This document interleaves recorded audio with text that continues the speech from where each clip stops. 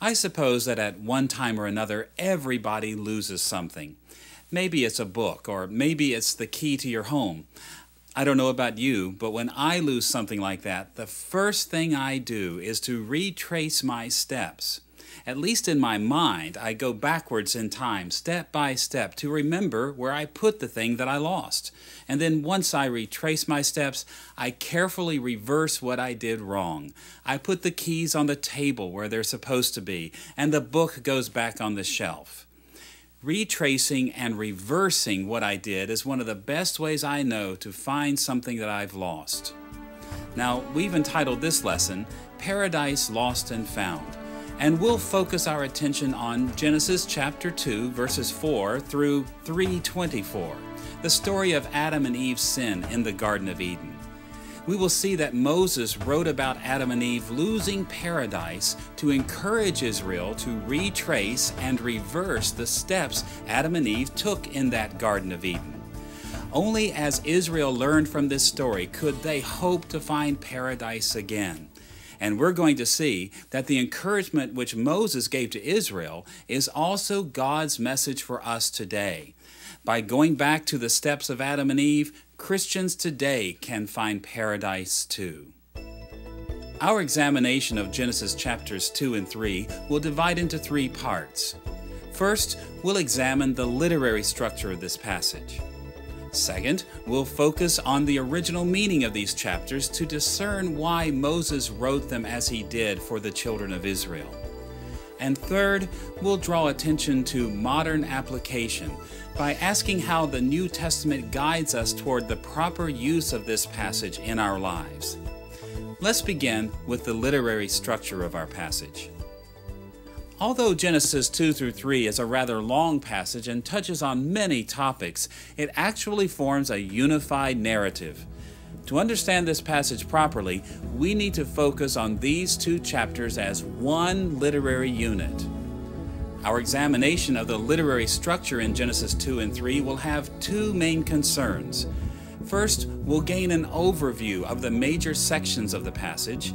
And second, we'll comment on some of the significant symmetries among these various sections so that we may grasp the heart of what Moses was saying to Israel. Let's begin with an overview of the literary structure of Genesis 2 and 3. Apart from the brief title that appears in the first half of chapter 2, verse 4, these two chapters divide into four major sections. And these four major sections are indicated primarily by changes in topic and characters. We should walk through these four steps and summarize their basic content. The first dramatic step of our story appears in chapter 2, verses 4 through 17, where we read that God put Adam in the Garden of Eden. These verses begin with a panoramic view of the Garden of Eden, and as the passage tells us, the whole garden was Adam's splendid place to dwell and to work. Then the concerns of this section narrow down to the creation of Adam and his commission to work within the garden. Adam was given a great privilege by God's grace. He was to keep the garden on God's behalf. The second step of our narrative consists of chapter 2, verses 18 through 25, which we will designate Humanity's Condition Enhanced. In this material, God added even greater blessings to Adam's life. This section begins by introducing a new problem, which is noted in chapter 2, verse 18. There, God looked at Adam and said these words, "It is not good for the man to be alone. I will make a helper suitable for him." The rest of chapter 2, verses 18 through 25 reports how God dealt with this problem. Adam searched for a partner among the animals, but in the end, God formed a woman and brought her to Adam.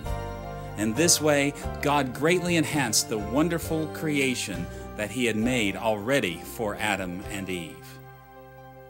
The third step of our narrative is chapter 3, verses 1 through 21, which we will call Humanity's Condition Cursed. This material begins in chapter 3, verse 1, with the introduction of a new topic and character, the tempting serpent. From this point forward, chapter 3, verses 1 through 21 deals with the serpent's temptation and the results of his temptation. Eve falls prey to the serpent's temptation so that she and Adam eat from the forbidden fruit and fall under divine curses. The fourth element in the overarching structure of this passage is chapter 3, verses 22 through 24, which we have entitled, Humanity Out of the Garden. This section is marked by another significant shift in topic. We find God speaking about the problem of the tree of life. In chapter 3, verse 22, we read these words, "The man must not be allowed to reach out his hand and take also from the tree of life and eat and live forever." To deal with the potential problem of Adam eating from this tree, God drove Adam from the garden and placed cherubim and a flaming sword to guard the entrance to Eden. From that point on, human beings would no longer have access to the Garden of Eden apart from a direct intervention by God.